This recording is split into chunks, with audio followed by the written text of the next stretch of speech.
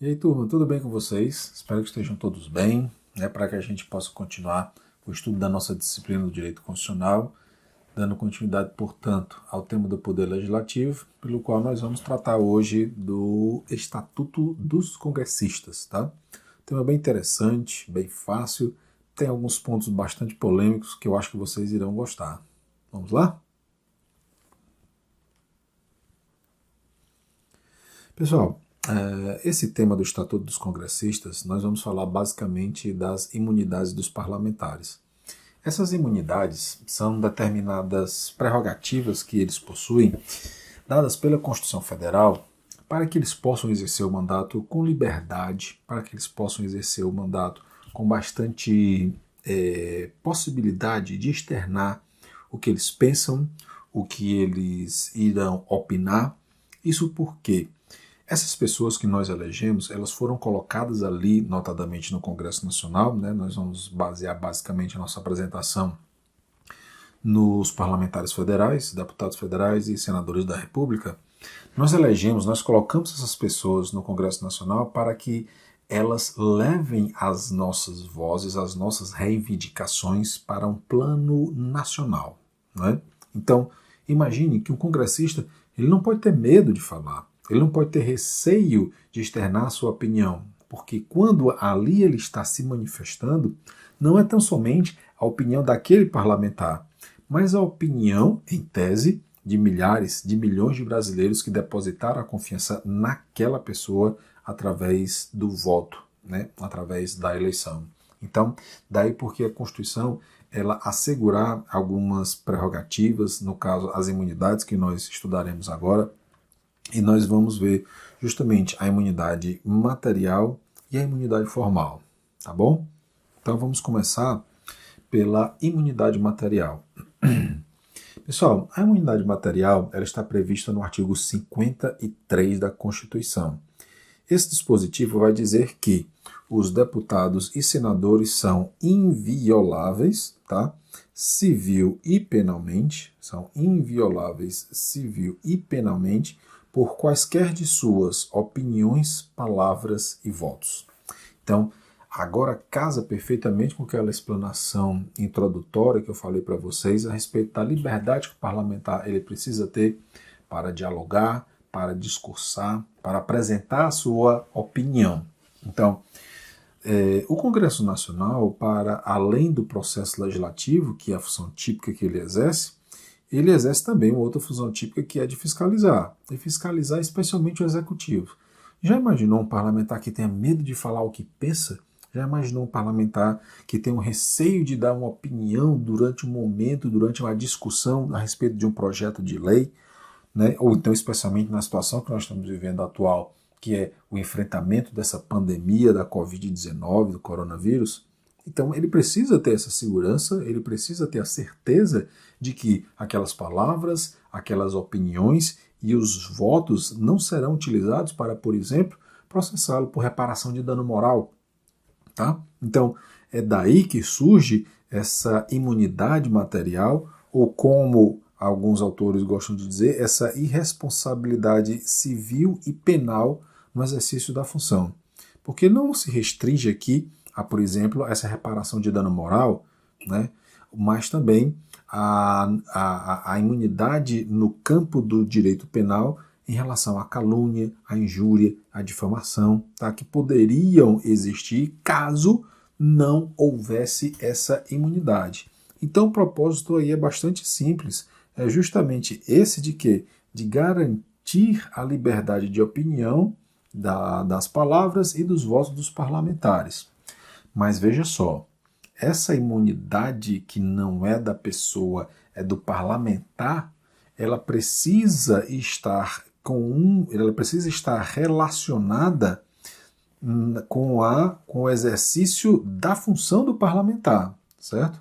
Então, há necessidade de existir uma conexão entre a manifestação do parlamentar e o exercício da sua função. Não pode estar essa fala, essa manifestação desconexa, apartada do exercício da atividade parlamentar.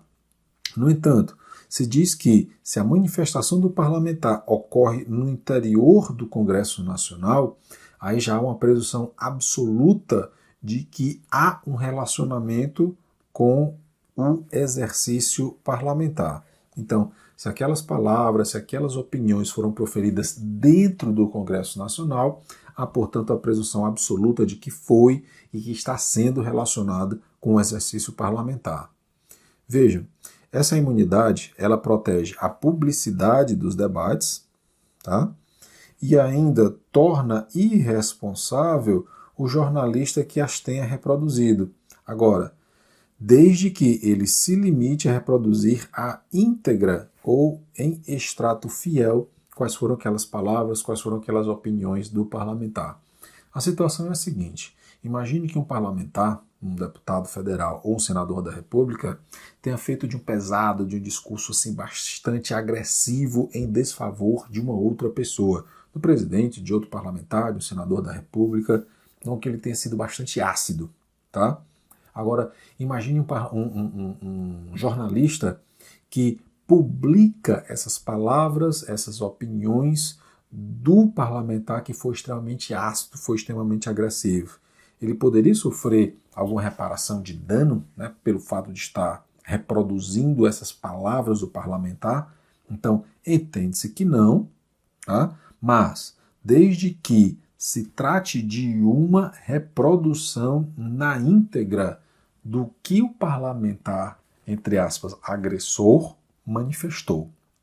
Se, porventura, o jornalista der uma opinião pessoal em relação àquelas palavras e fazendo com que elas sejam ainda agressivas, se elas sejam também ácidas, que venham ofender a honra, a moral, a imagem daquele terceiro, aí ele poderá responder por dano moral ou qualquer outra responsabilização penal também, tá? Queria mostrar para vocês esses casos aí que ficaram famosos, né? Pelo menos esse primeiro ficou bastante famoso, né? Que é o caso do Bolsonaro e a Maria do Rosário, né? Vejam só. Nesse caso do Bolsonaro, quando ele ainda era deputado federal, ele falou uma frase que ficou bastante marcada, né, na população, foi bastante noticiado pelas mídias, né, nacionais. Ele, abre aspas, ele disse o seguinte, abre aspas, eu não sou estuprador, mas se fosse não iria estuprar porque não merece. Né? Falou, fecha aspas. Falou isso em relação a Maria do Rosário, numa discussão que eles tiveram. E agora eu pergunto a você, cabe imunidade nesse caso aí do Bolsonaro? Será que ele fazer uso dessas palavras, dessa opinião que foi dentro do Congresso Nacional, tá? Será que isso daí pode ser, pessoal, abrangido pelo Instituto da Imunidade Parlamentar? O que vocês acham? Coloca aí nos comentários, tá? Mas faça também uma pesquisa junto ao Supremo Tribunal Federal em relação a esse caso. Quem sabe lá, obviamente já existe, né? Mas estou colocando essa pulga atrás da orelha de vocês, instigando-os a fazer essa pesquisa.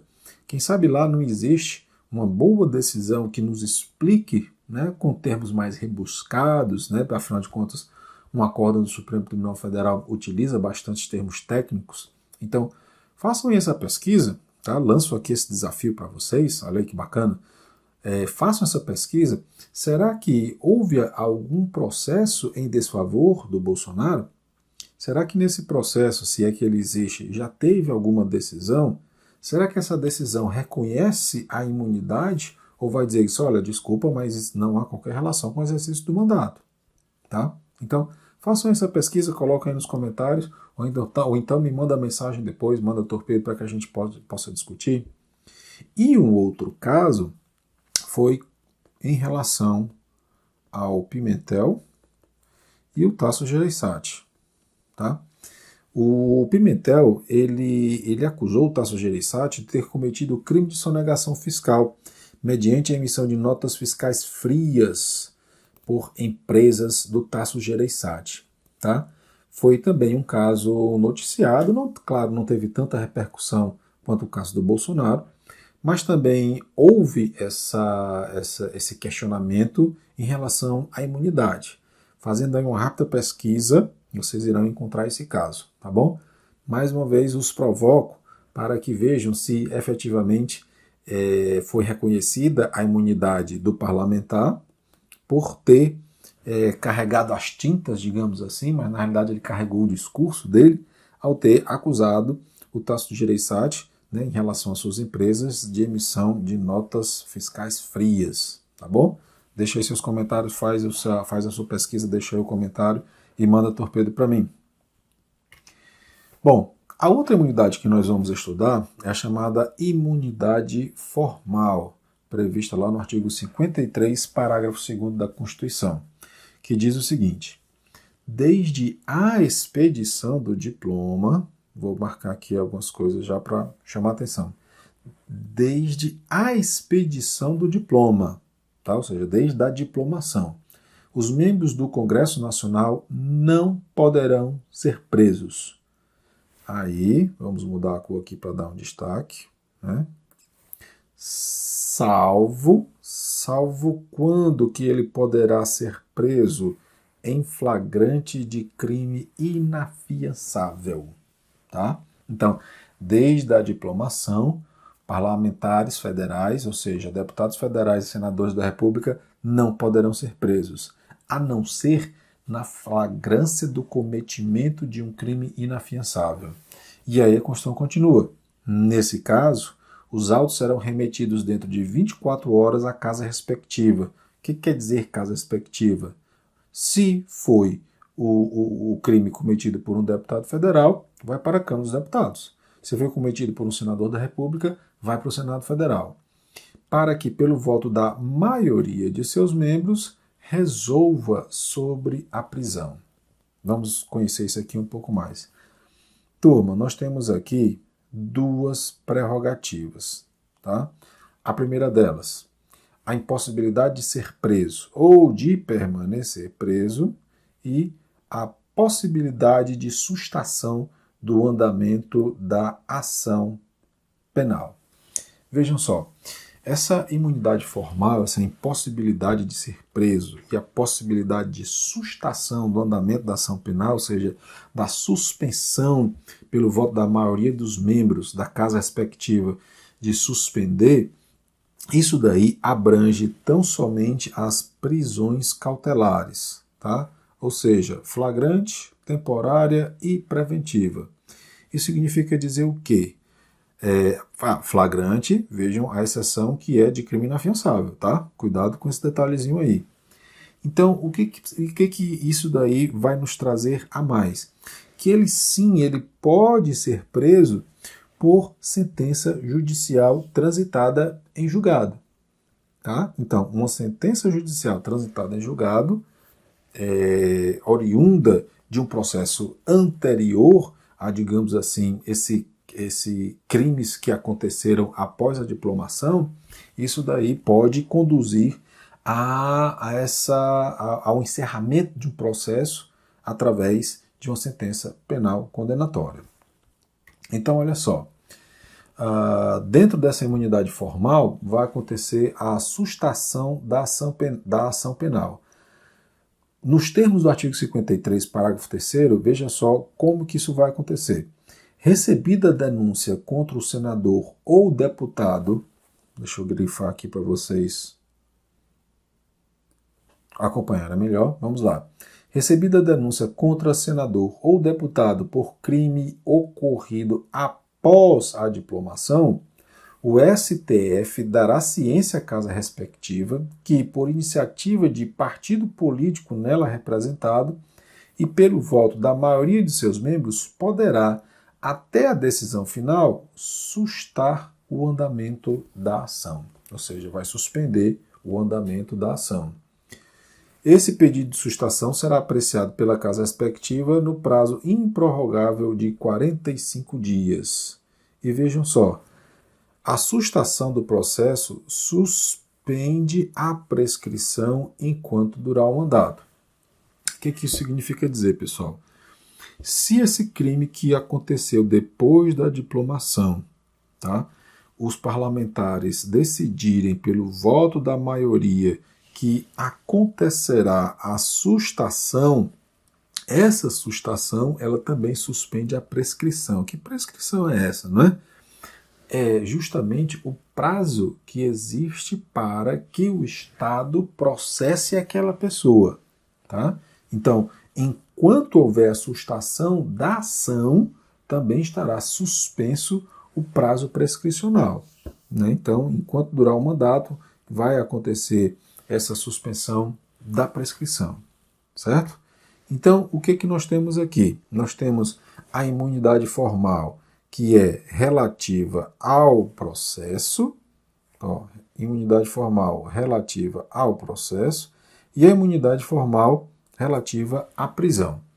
Essa imunidade relativa à prisão, ela vai ser desde a expedição do diploma, a não ser quando aconteça a flagrância de crime inafiançável. Por sua vez, a relativa ao processo vai ser o quê?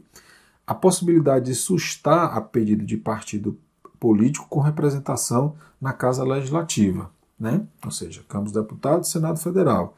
A Casa ela vai ter 45 dias improrrogáveis do recebimento do pedido pela mesa diretora para votar isso daí, e a decisão de sustar vai ser pelo voto da maioria absoluta, né? Em voto ostensivo e nominal.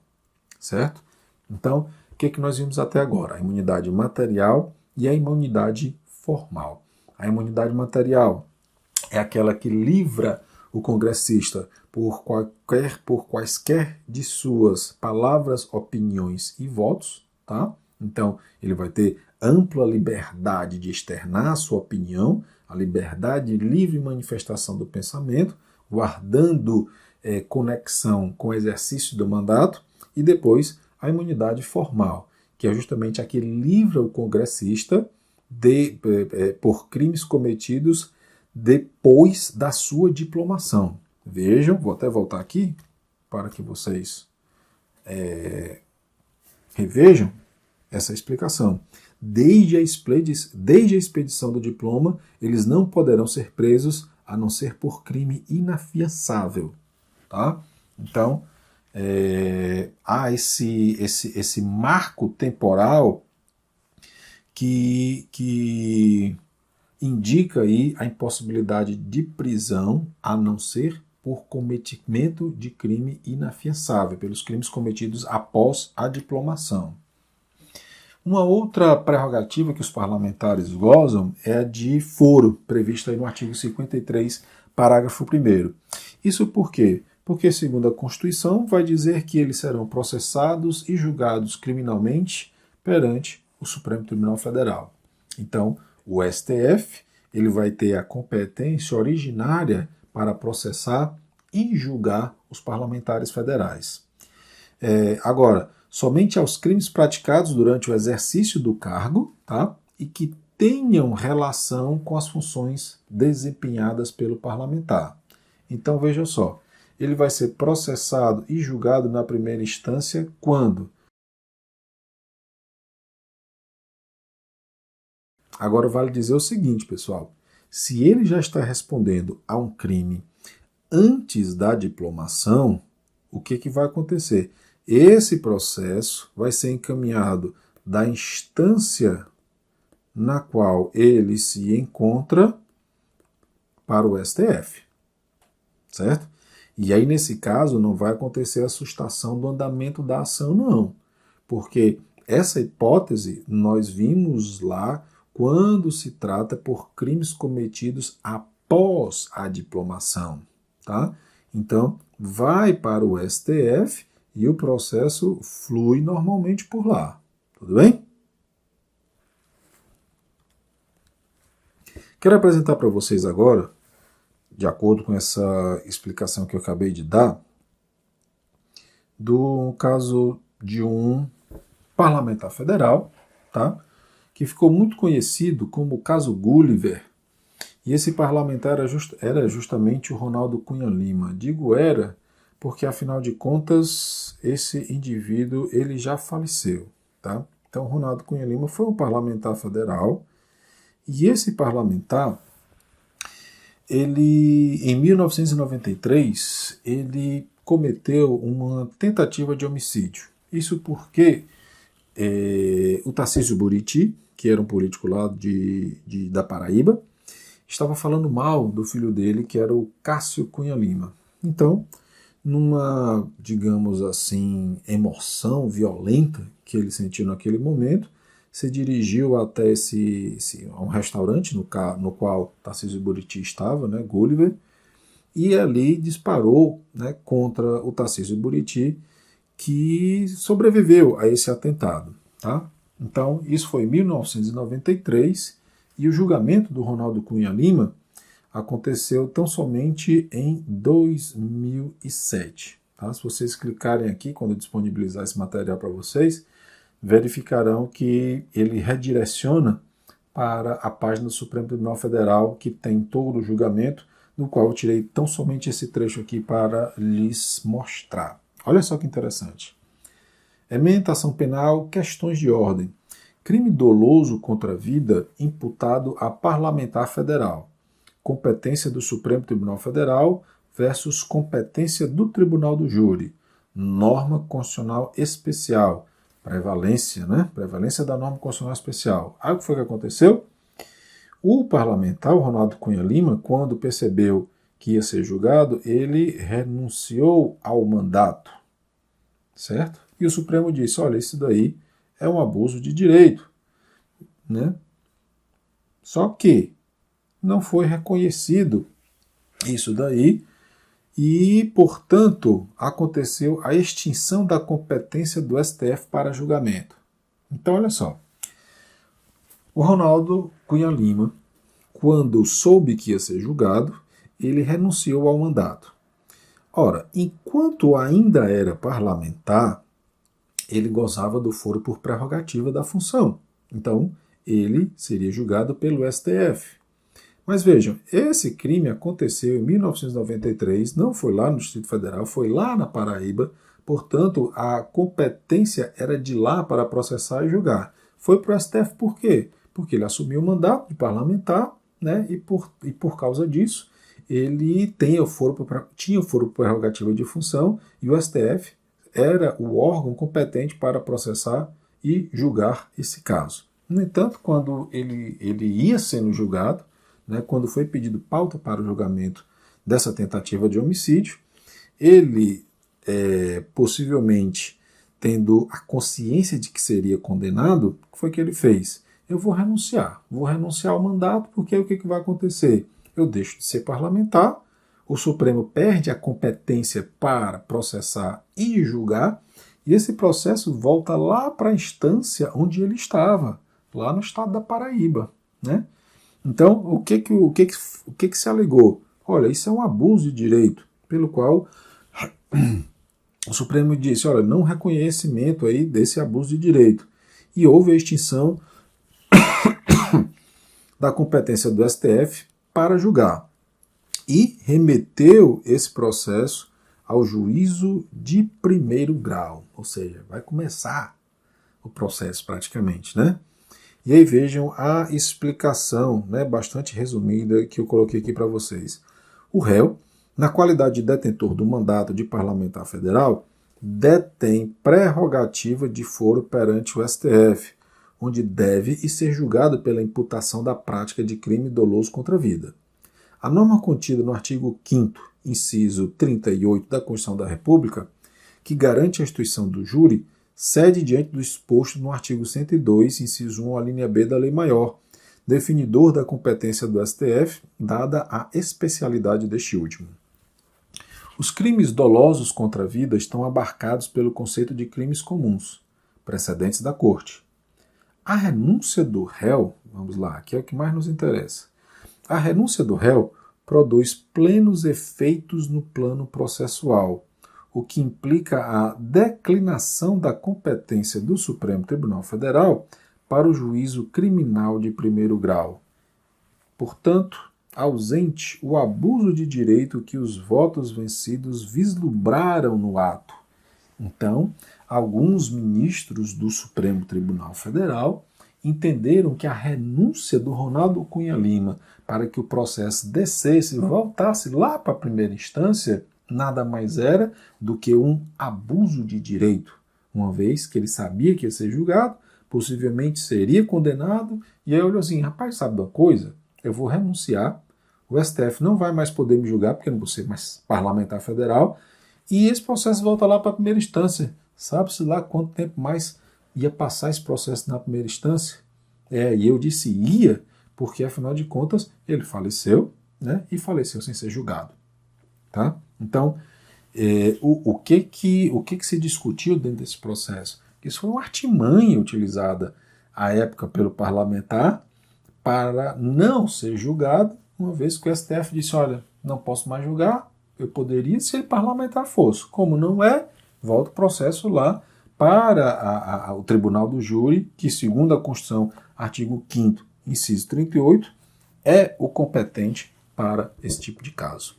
Né? Então, isso daí, pessoal, em 2007. Tá?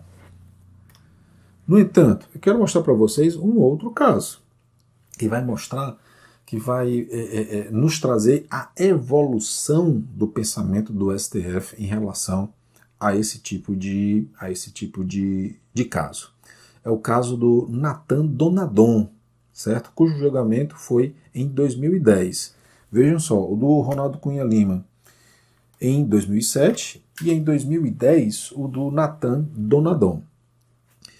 Olha só, eu já vou ler a ementa, né, porque várias explicações já foram dadas, e na ementa eu vou trazendo algumas pontuações.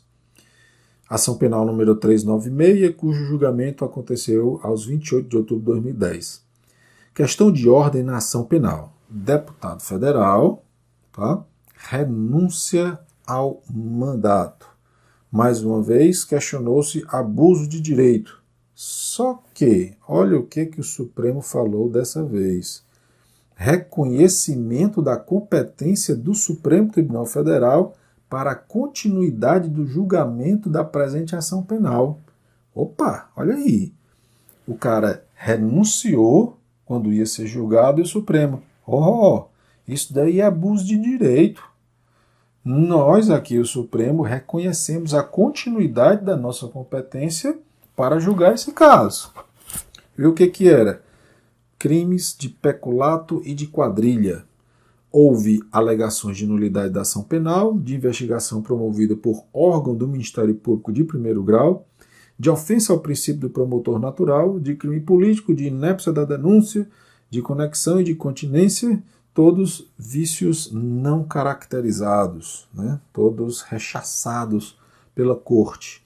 Preliminares rejeitadas, né? Falou-se de precedentes no julgamento, configuração dos crimes de peculato e de quadrilha, ação penal julgada procedente. Tá? Então, ele foi condenado.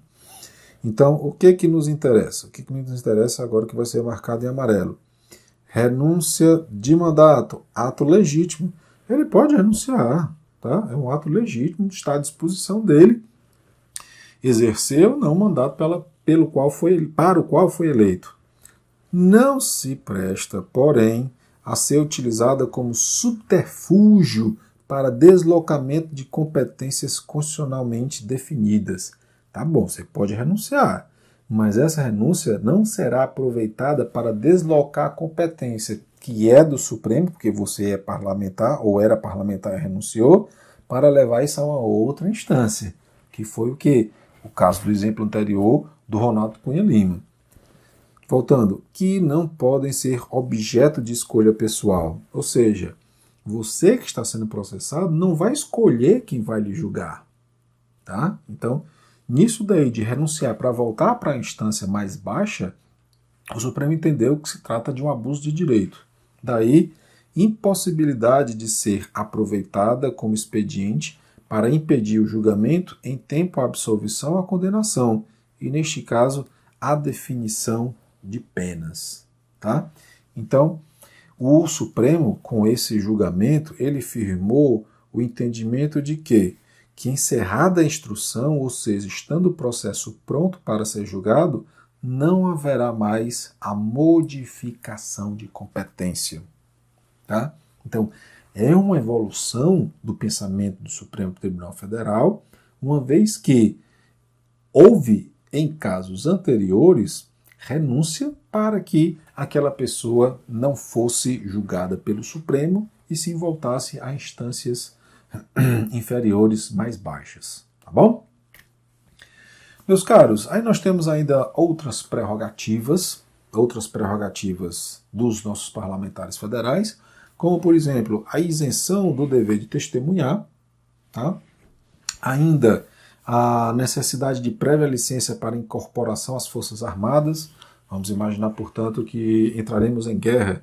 Os parlamentares, para que eles venham a servir, precisariam ser licenciados, precisariam ser liberados pela casa respectiva para serem incorporados às Forças Armadas.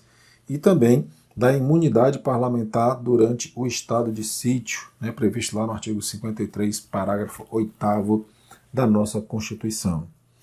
Depois, o que nós vamos ter? Nós vamos ter casos de incompatibilidades e casos de perda do mandato.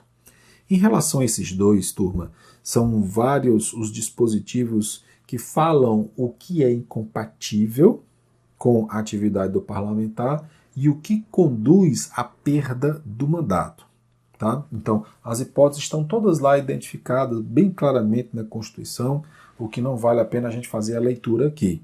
Só trago para vocês o seguinte, essa perda do mandato, vejam só, as hipóteses que estão lá enunciadas de perda do mandato, elas dependerão de juízo do plenário da Casa Legislativa, ou seja, a deliberação da Câmara ou a deliberação do Senado, no que tange às proibições do artigo 54, bem como se a conduta for incompatível com o decoro parlamentar ou ainda através de condenação criminal transitada em julgado.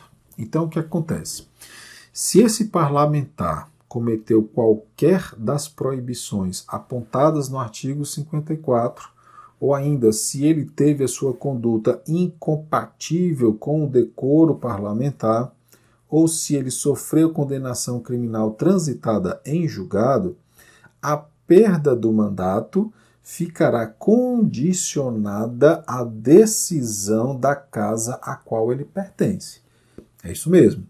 Se qualquer dessas hipóteses aqui acontecer, não há a perda automática do mandato. A casa legislativa a qual ele pertence, seja a Câmara ou o Senado, é quem vai decidir se haverá a perda.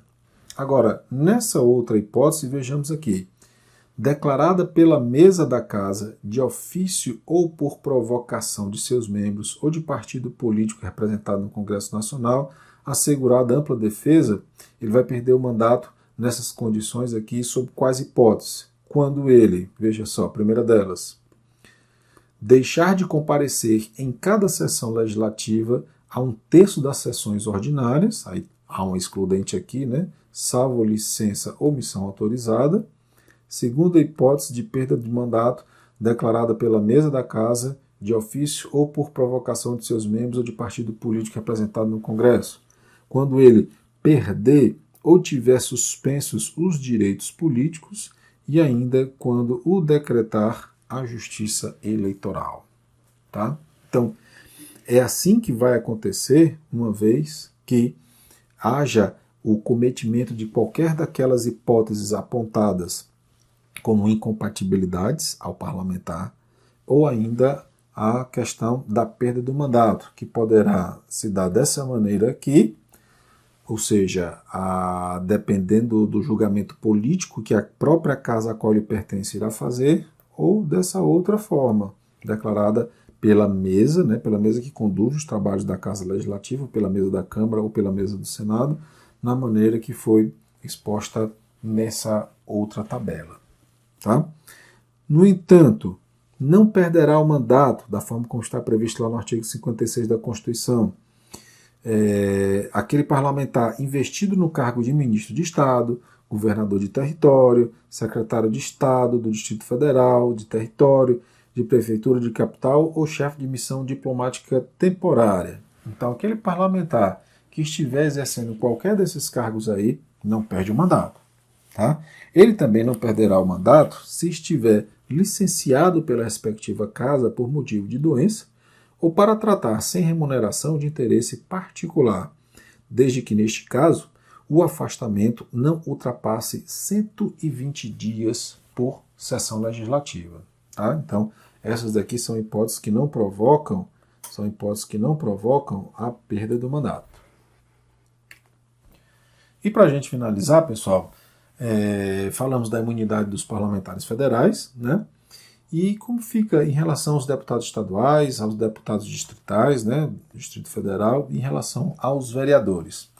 Vejam só, em relação aos deputados estaduais, há a subsistência da imunidade formal e da imunidade material, tá? Isso porque a Constituição assegura esse tratamento simétrico da forma como está previsto lá no artigo 27, parágrafo 1º.